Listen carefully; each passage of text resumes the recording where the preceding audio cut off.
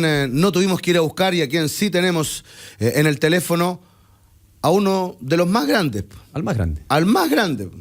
¿Cuántas veces no alabó su trayectoria como futbolista, su vida como persona? Nada más y nada menos que al gran don Elías Ricardo Figueroa.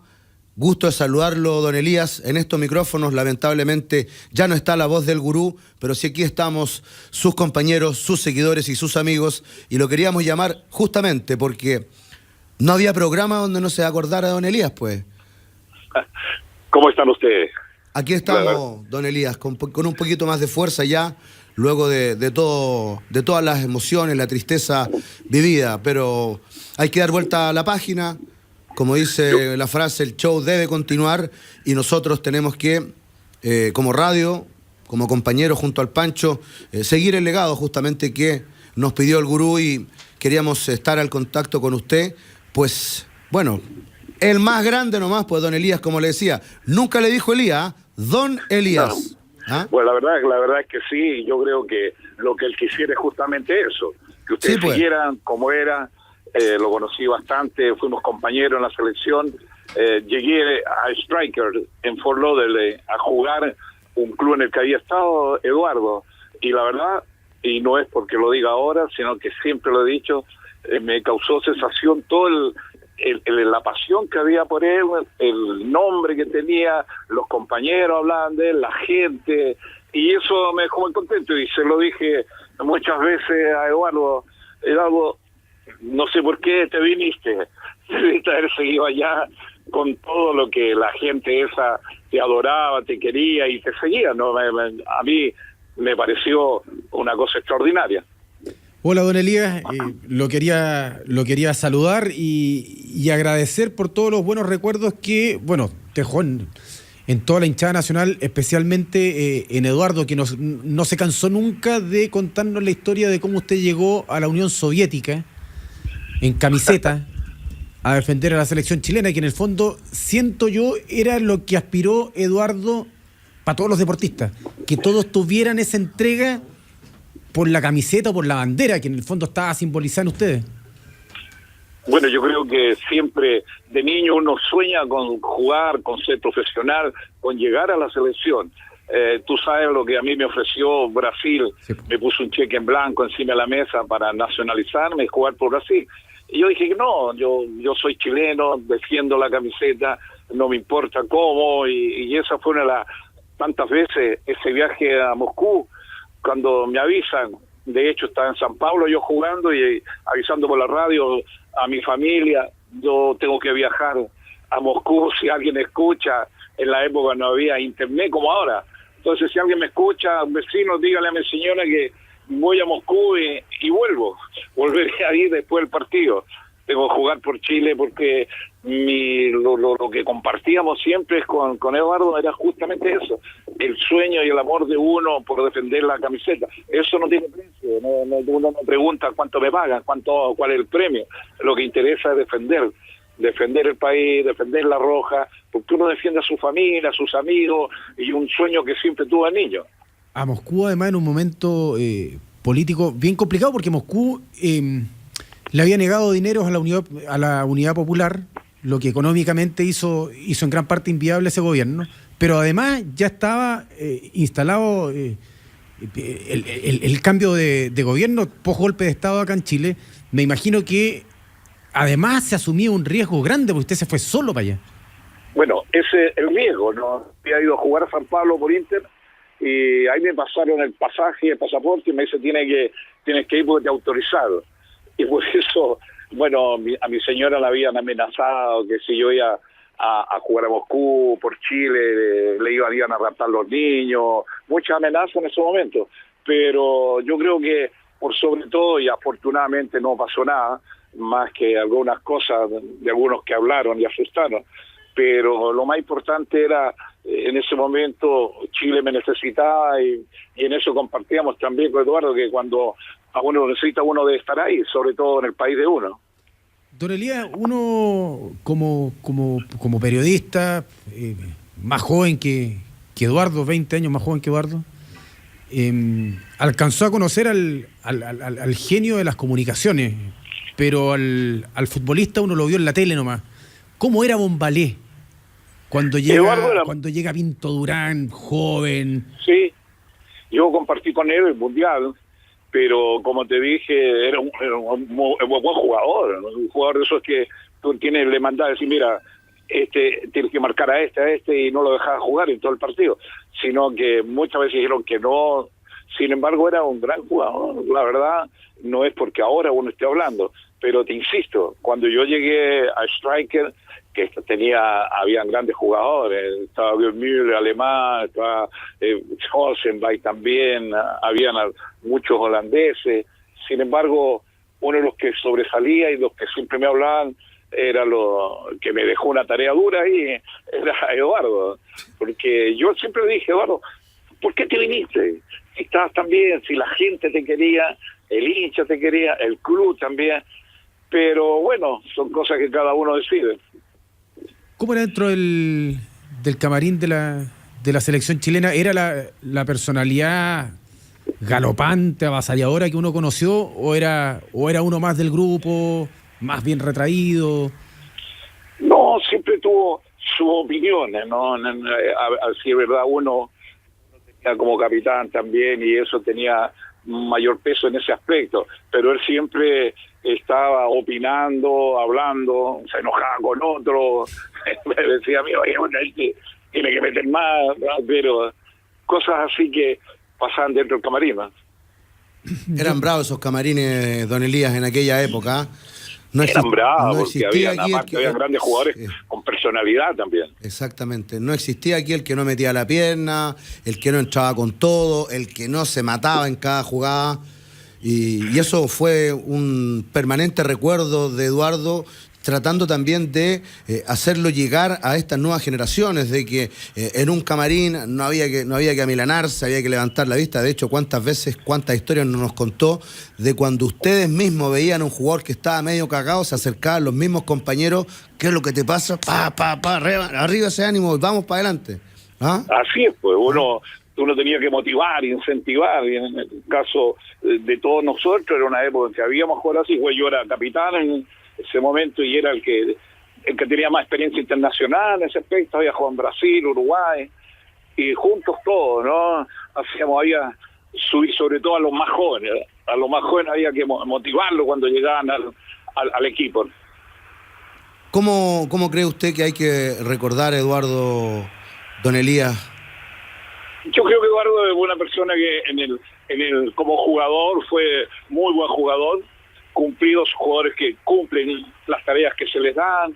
Desde, oye, fulano en el equipo contrario juega un fulano que en la figura no lo deje jugar, y él cumplía todo, era bien en eso, marcó una buena época en Estados Unidos, así que yo creo que hay que recordarlo como buen jugador y como una gran persona. Yo tuve la oportunidad de compartir con él, compartimos muchas veces ideas de que de repente nos faltaba más meter a la gente ahí con la roja, y creo que así, yo creo que siempre he pensado que creo que debe estar primero la persona antes que el jugador. Yo por lo menos, a mí quiero que me recuerden que diga, aquí yace una gran persona antes que un gran jugador, ¿no? Bueno, eso es parte de lo que nos decía Eduardo respecto de su persona, porque es distinto admirar a un futbolista que admirar de verdad a una persona. Uno puede encontrar a alguien muy bueno para la pelota, pero no necesariamente una gran persona, y ese fue el recuerdo que él siempre se llevó de usted.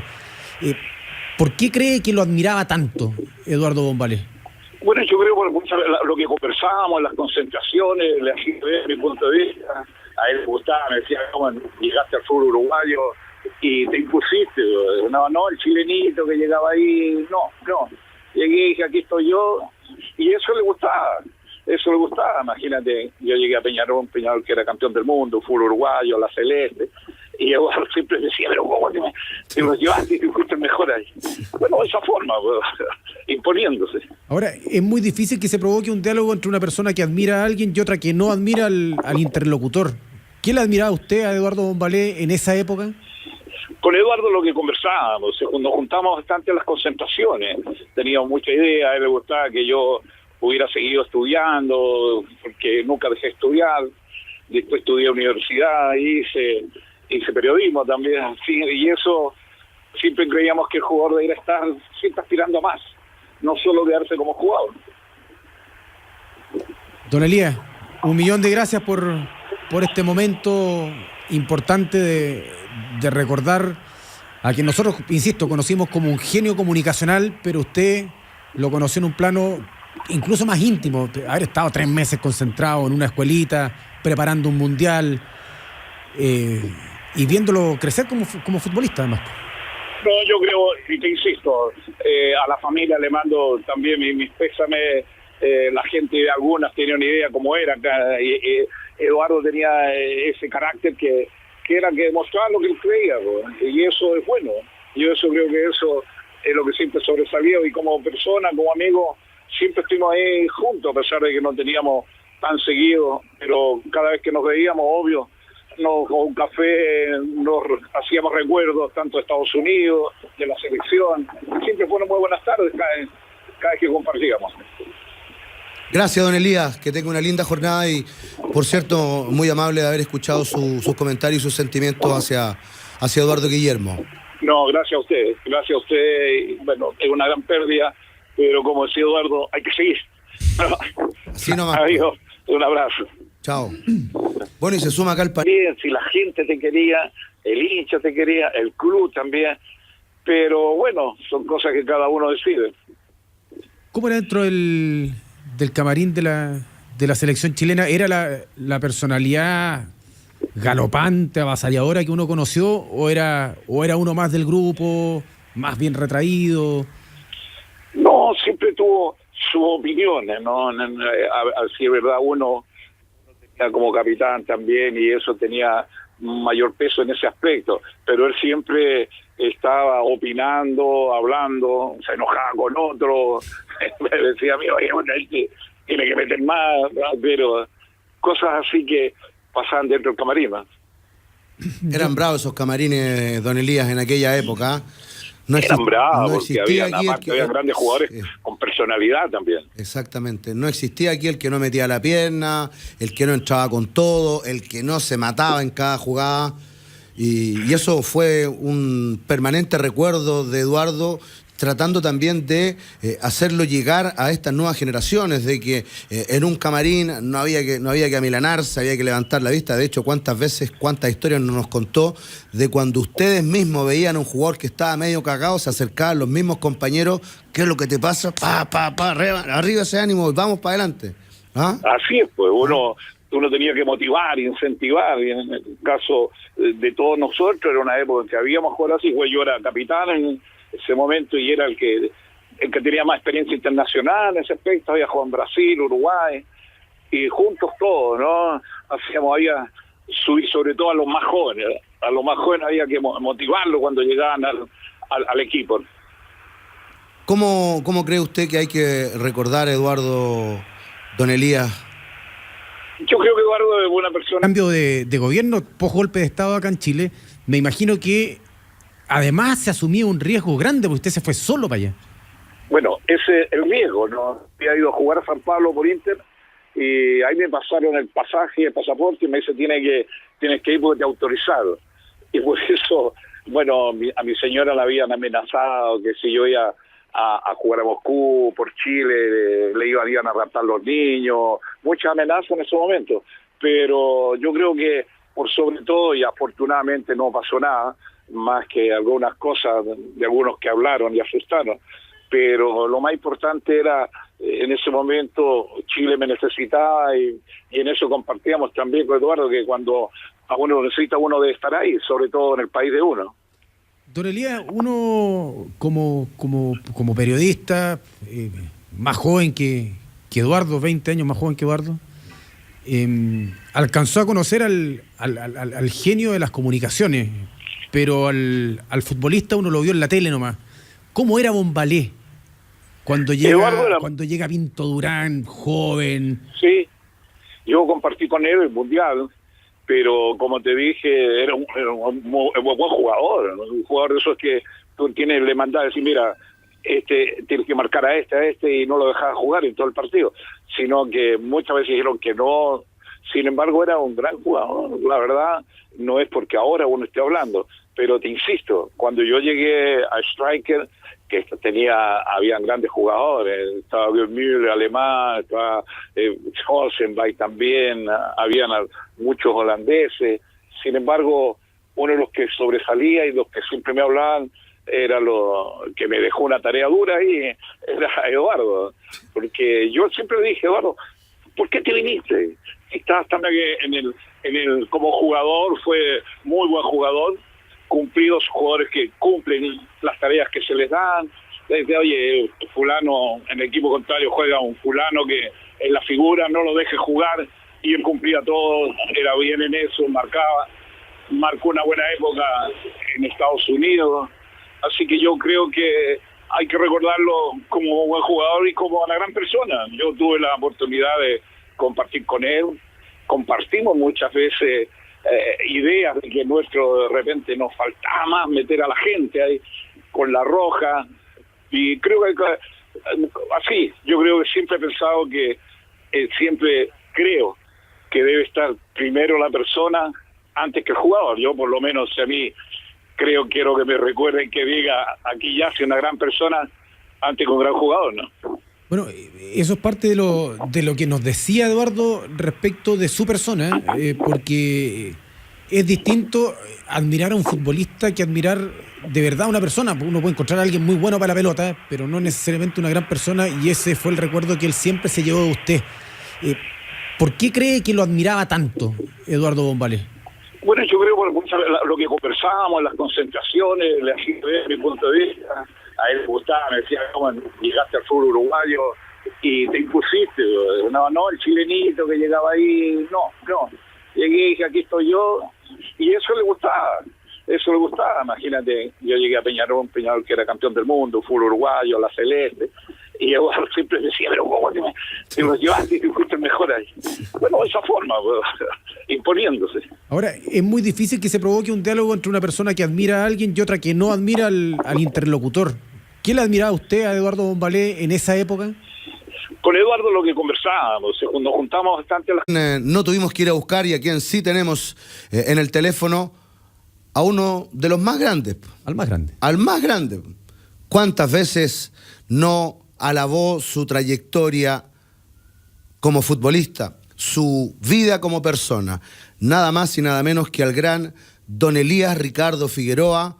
Gusto de saludarlo, don Elías. En estos micrófonos, lamentablemente, ya no está la voz del gurú, pero sí aquí estamos sus compañeros, sus seguidores y sus amigos, y lo queríamos llamar justamente porque no había programa donde no se acordara de don Elías, pues. ¿Cómo están ustedes? Aquí estamos, don Elías, con un poquito más de fuerza ya, luego de todas las emociones, la tristeza vivida, pero hay que dar vuelta a la página. Como dice la frase, el show debe continuar, y nosotros tenemos que, como radio, como compañeros junto al Pancho, seguir el legado justamente que nos pidió el gurú, y queríamos estar al contacto con usted. Pues, bueno, el más grande nomás, pues don Elías, como le decía. Nunca le dijo Elías, don Elías. No. ¿Ah? Pues la verdad es que sí, yo creo que lo que él quisiera es justamente eso, que ustedes siguieran como era. Lo conocí bastante, fuimos compañeros en la selección.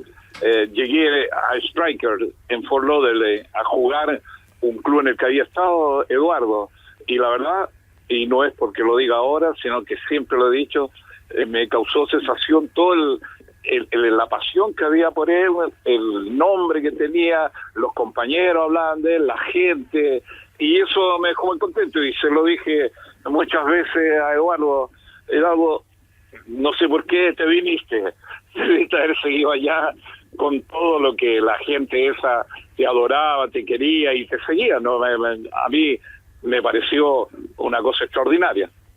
Hola, don Elías, lo quería saludar y agradecer por todos los buenos recuerdos que, bueno, dejó en toda la hinchada nacional, especialmente en Eduardo, que no se cansó nunca de contarnos la historia de cómo usted llegó a la Unión Soviética. en camiseta a defender a la selección chilena, que en el fondo, siento yo, era lo que aspiró Eduardo para todos los deportistas, que todos tuvieran esa entrega por la camiseta o por la bandera, que en el fondo estaba simbolizando ustedes. Bueno, yo creo que siempre de niño uno sueña con jugar, con ser profesional, con llegar a la selección. Tú sabes lo que a mí me ofreció Brasil, sí. Me puso un cheque en blanco encima de la mesa para nacionalizarme y jugar por Brasil. Y yo dije que no, yo soy chileno, defiendo la camiseta, no me importa cómo, y esa fue una de las tantas veces, ese viaje a Moscú, cuando me avisan, de hecho estaba en San Pablo yo jugando y avisando por la radio a mi familia, yo tengo que viajar a Moscú, si alguien escucha, en la época no había internet como ahora, entonces si alguien me escucha, vecino, dígale a mi señora que voy a Moscú y volveré ahí después del partido.